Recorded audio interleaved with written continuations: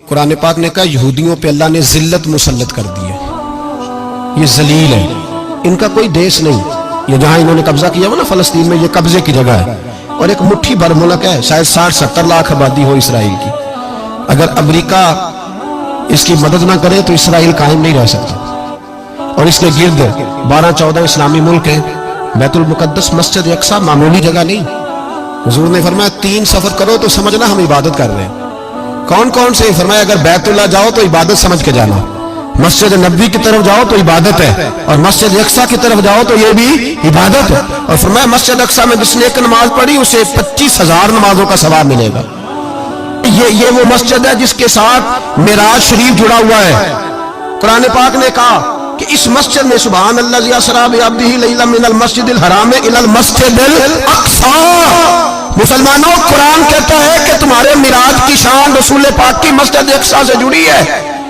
जिस महबूब को रब मिराज कराए तो मस्जिद अक्सा में ला के कराए। वो जगह मामूली जगह है, वो मामूली जगह है मस्जिद अक्सा। नबी पाक ने वहां नबियों की इमामत कराई। 17 महीने उस मस्जिद की तरफ मुंह करके तेरे और मेरे रसूल ने नमाजें पढ़ी। छोटी जगह है और पूरी दुनिया का मुसलमान इसे चाहिए शर्म से गड़ जाए।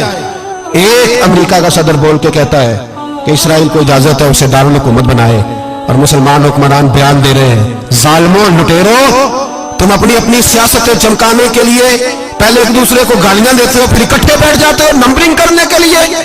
तुम दीन के इस मसले में सारे इकट्ठे क्यों नहीं बैठे? सारे पाकिस्तान के सियासतदानों को, उलमा और मशाइख को चाहिए था एक पेज पे इकट्ठे होते, इकट्ठे बैठ के एक बयान ही दे देते, एक बात ही कर देते। फिर मेरा सलूट है तुर्की के सदर को, फिर मेरा सलूट है तुर्की के सदर को। अजीब बात है ना कि उसके पास एटमी ताकत आपसे कमजोर है, आपकी तगड़ी है। उसके पास जो फौजी ताकतें हैं वो अपनी जगह पर, आपकी फौजी ताकतों का लोहा मानती है दुनिया। लेकिन फिर मुझे कहने दो ना, मैदान में बंदा एटमी ताकत से नहीं लड़ता, ईमान की कुव्वत से लड़ता है। वो बोल उठा है ना, क्या कर लिया उसने? उसने अपनी पार्लियामेंट से खिताब किया। उसने बहुत अरसा पहले कहा था मस्जिद अक्सा मेरी ख्वाब में आई थी और रो के कहती थी आए मुझे कोई सलाहुद्दीन अय्यूबी का मानने वाला, कोई आए मुझे बचाए। कहते मेरी ख्वाब में आई थी और रोती थी, कहती थी कोई आए। और एक शायर ने कहा मस्जिद अक्सा नबी पाक को भी बुलाती है, कहती है एक बार फिर तैबा फलस्तीन में आ, रास्ता देखती है फिर मस्जिद अक्सा तेरा, एक बार फिर से तैबा से फलस्तीन में आ, रास्ता देखती है फिर मस्जिद अक्सा तेरा।